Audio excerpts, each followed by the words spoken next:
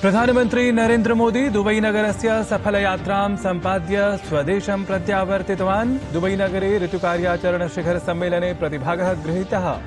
तत्र प्रधानमन्त्रिणा 5 वर्षेभ्यः परं COP33 इत्यस्य भारतीययोजनायतेन उपस्थापितः प्रस्तावः।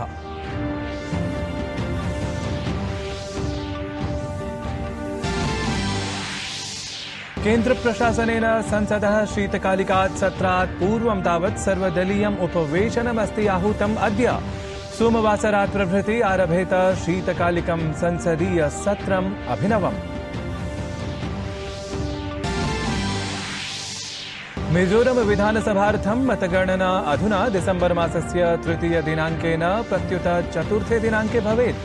मिजोरम राज्यस्य अनेक क्षेत्रेभ्यः प्रस्तावस्य आगमनात् परं गृहीतः निर्णयः एषः। तावत् अन्येषु 4 राज्येषु श्वः एव मतगणना। केन्द्रीय गृहमन्त्री अमित शाहः अद्य भवेत् गुजरात प्रवासे। सोमनाथ मन्दिरे अपि गच्छेत्। पूजनार्थमद्य असौ अहमदाबाद जूनागढ़ नगरयोः अपि आयोज्यमान कार्यक्रमेषु भवेत् गृहमन्त्री सम्मिलितः। गाजा क्षेत्रे संघर्षविरामावधेः अवसिते सति पुनरपि इस्राएलदेशीय आक्रमणेन 78,100 संख्याकाः जनाः मृताः। इस्राएलदेशपक्षतः 5 बन्धकानां मृत्योः कृता पुष्टिः। संयुक्तराज्यामेरिकादेशेन उक्तं हमास इत्यस्य आरोपः। भारतीय क्रिकेट दलेन ऑस्ट्रेलिया दलं ह्यः चतुर्थ्यां 20-20 स्पर्धायां 20 धावनाङ्कैः पराभूतम्। 5 स्पर्धासमन्वितायां शृङ्खलायां भारतेन तावदाप्तमस्ति अधुना अजेयम् अग्रसरत्वम्। अभिवादे, अहमस्मि नारायणदत्तमिश्रः। अत्र भवतां स्वागतम् एतस्मिन् डीडी न्यूज़ वार्ता प्रसारणे। अथ विस्तृतीकृताः वार्ताः। प्रधानमन्त्री नरेन्द्र मोदी दुबई नगरस्य सफलयात्रायाः अनन्तरं स्वदेशं प्रत्यागच्छत्। प्रधानमन्त्री दुबई नगरे ऋतुकार्याचरणशिखरसम्मेलने सम्मिलितः भवितुं तत्र उपस्थितः आसीत् इति सर्वे जानीयुः एव।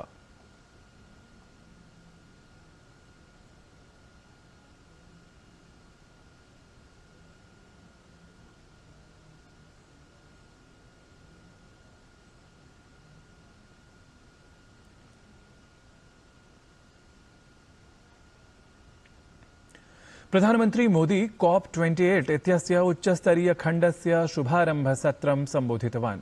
प्रधानमन्त्री ऋतुपरिवर्तनस्य सञ्चेतनाविषये भारतस्य पदक्षेपाणां विषये अपि चर्चां कृतवान्। असौ उक्तवान् यत् भारतेन अनेन सम्बद्धानि अनेक लक्ष्याणि समयात् पूर्वमेव अवाप्तानि सन्ति।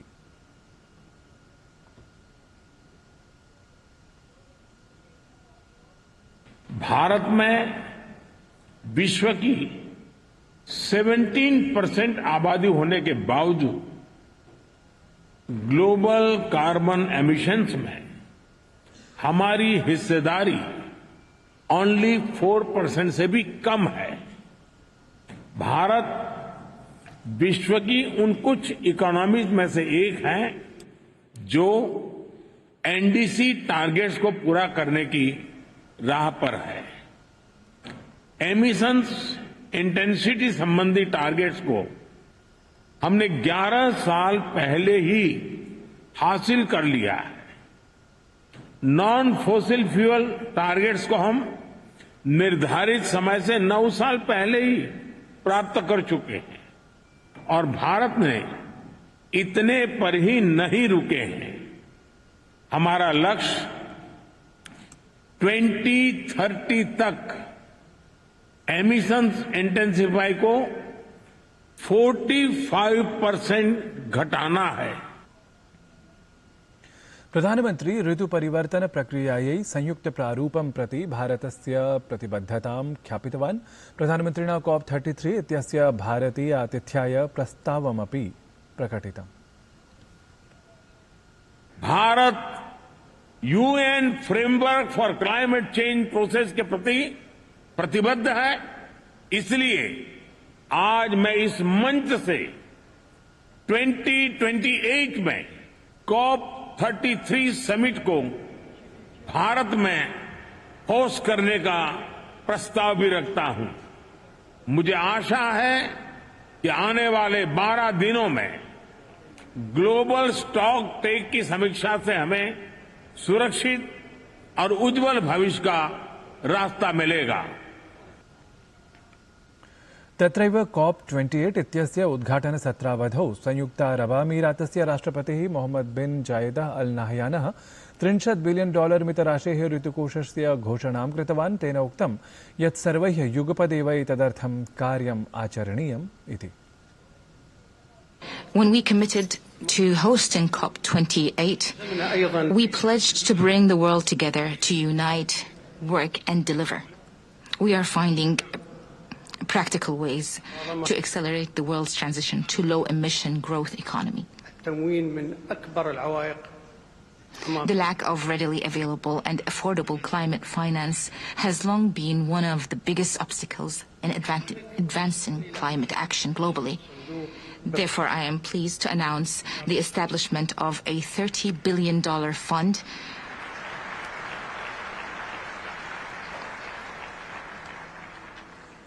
Once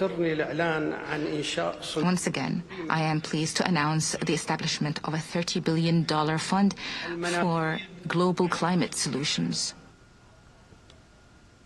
एतस्मिन्नेव सम्मेलने संयुक्तराष्ट्रमहासचिवः एंटोनियो गुटेरेस इत्यसौ ऋतुपरिवर्तनस्य सञ्चेतनाः सम्मुखीकर्तुं पदक्षेपस्य आवश्यकतां स्वसम्बोधनक्रमे ख्यापितवान्। सम्मेलने एतस्मिन् संयुक्तराष्ट्रमहासचिवः अक्षयोर्जां प्रति अधिकं ध्यानं प्रदातुं सविशेषम् उक्तवान्। We cannot save a burning planet via fire hose of fossil fuels. We must accelerate a just, equitable transition to renewables. The science is clear. The 1.5-degree limit is only possible if we ultimately stop burning all fossil fuels. Not reduce, not abate, phase out with a clear time frame aligned with 1.5 degrees. प्रधानमंत्री Modi इस्रायेलदेशस्य राष्ट्रपतिम् Isaac Herzog इत्येतं दुबईनगरे मिलितवान्। उभौ नेतारौ Israel Hamas संघर्षे चर्चां कृतवन्तौ। प्रधानमन्त्रिणा मोदिना October मासस्य 7 दिनाङ्के जाते आक्रमणे हतेभ्यः जनेभ्यः संवेदनाः प्रकटिताः। प्रधानमन्त्री तावत् संघर्षे दुष्प्रभावितेभ्यः मानवसम्बद्धायाः सहायतायाः सुरक्षितापूर्तेः च आवश्यकतानां विषये सबलं ख्यापितवान्। असौ संवादेन कूटनीत्या च इस्रायेल फलस्तीन प्रकरणस्य शीघ्रसमाधानाय अपि बलं प्रदत्तवान्। प्रधानमन्त्री मोदी दुबईनगरे COP28 इत्यस्य सम्मेलनस्य अवधौ लीड IT 2.0 इत्यनेन सम्बद्धं सत्रम् अपि सम्बोधितम्। प्रधानमन्त्रिणा उक्तं यत् एषः पदक्षेपः निम्नस्तरीयस्य कार्बन् इत्यस्य प्रविधेः दिशि महत्वपूर्णः पदक्रमः अस्ति इति। 2019 में शुरू किया गया लीड IT हमारा साझा प्रयास है ताकि इंडस्ट्री ट्रांजिशन को बल मिले, लो कार्बन टेक्नोलॉजी और इनोवेशन को गति मिले और ये जल्द से जल्द और आसानी से ग्लोबल साउथ को भी मिले। राष्ट्रपति पदासीनायाः द्रौपदी मुर्मू वर्यायाः महाराष्ट्रयात्रायाः अद्य अन्तिमः दिवसः अस्ति। सा अद्य नागपुरे राष्ट्रसन्त तुकादोजी महाराज नागपुर विश्वविद्यालयस्य 11अधिकैकशततमे दीक्षान्तसमारोहे सम्मिलिता भवेत्। तत्रैव सा ह्यः पुणेस्थ सशस्त्रबलचिकित्सकीय महाविद्यालयाय प्रेसिडेंट्स कलर इत्युपाधिं प्रदत्तवती। राष्ट्रपतिना आभासीय माध्यमेन सशस्त्रबलसम्बद्धस्य संगणकीयौषधिकेन्द्रस्य प्रज्ञानामधेयस्य उद्घाटनं कृतम्। राष्ट्रपतिः एतस्मिन् अवसरे विशेषावरणं, चिटिकां, स्मारकपणकम् अपि लोकाय अर्पितवती। राष्ट्रपतिना उक्तं यत् संस्थानस्य विद्यार्थिनीभिः सेनायाः चिकित्साक्षेत्रे महत्वपूर्णं योगदानं सम्पाद्यमानमस्ति इति।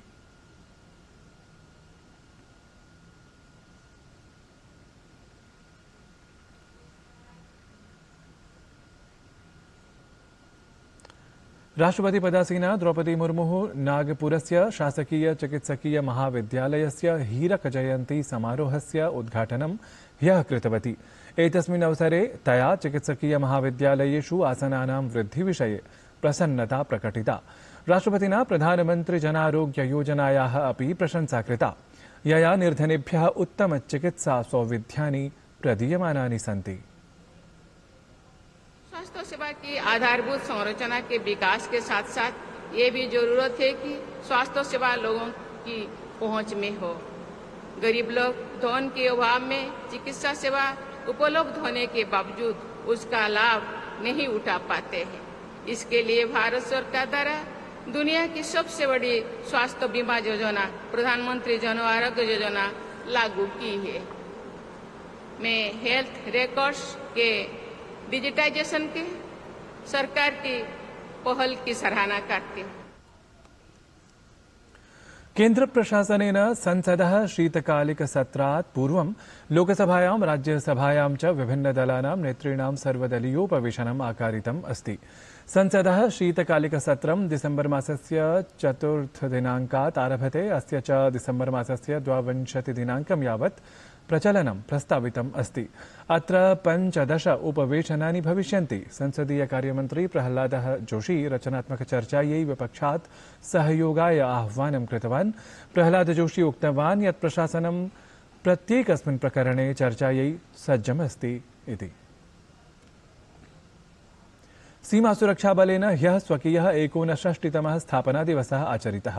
केन्द्रीय गृहमन्त्री अमित शाहः 69तमे सीमासुरक्षाबलस्य स्थापनादिवसीये अवसरे झारखण्डस्य हजारीबागनगरे आयोजिते कार्यक्रमे भागं गृहीतवान्।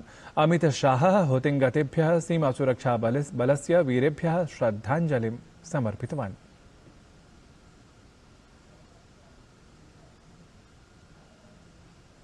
तत्र कार्यक्रमे गृहमन्त्री अमित शाहः उक्तवान् यत् अद्य प्रधानमन्त्रिणः नरेन्द्रमोदिनः नेतृत्वे देशस्य एकैकक्षेत्रे कीर्तिः प्रसृता जायते। गृहमन्त्री अमित शाहः उक्तवान् यत् सीमासुरक्षाबलस्य सैनिकाः सर्वाणि पर्वाणि सीम्नि दुर्गमस्थानेषु च आचरन्ति। सीमासुरक्षाबलस्य वीराणां बलिदानमेव वस्तुतः देशं रक्षति इति। नेपालदेशस्य राजधान्यां काठमाण्डूनगर्यां भारतीयदूतावासेन नेपालप्रशासनस्य वित्तमन्त्रालयेन च विभिन्नानां विकासपरियोजनानां विषये समीक्षोपवेशनं कृतम्। उपवेशने अनुदानसहायता विषये विभिन्नर्णानां श्रृङ्खलायाः अन्तर्गतेषु विभिन्नक्षेत्रेषु च जायमानासु परियोजनासु अपि चर्चा अभवत्। उपवेशने भारत-नेपालदेशयोः मध्ये सहयोगस्य सम्भावितक्षेत्रेषु अपि विमर्शः जातः। भारतीयेन क्रिकेट वृन्देन ऑस्ट्रेलिया दलं ह्यः चतुर्थ्यां 20-20 स्पर्धायां 20 धावनाङ्कैः पराभूतम्। 5 स्पर्धा समन्वितायां श्रृङ्खलायां भारतेन तावत् आप्तमस्ति अग्रेसरत्वम् अजेयत्वम्। प्रिय वीक्षकाः, वार्तावली कार्यक्रमस्य अभिनवाङ्कस्य प्रसारणम् अद्य शनिवासरे सायं 6:30 भवेत्। अस्य च पुनः प्रसारणं रविवासरे प्रातः 7:30 द्रष्टुं शक्येत। जितेन्द्रियं स्थितं स्थित्यां मित्रमाचरेद्बुधः।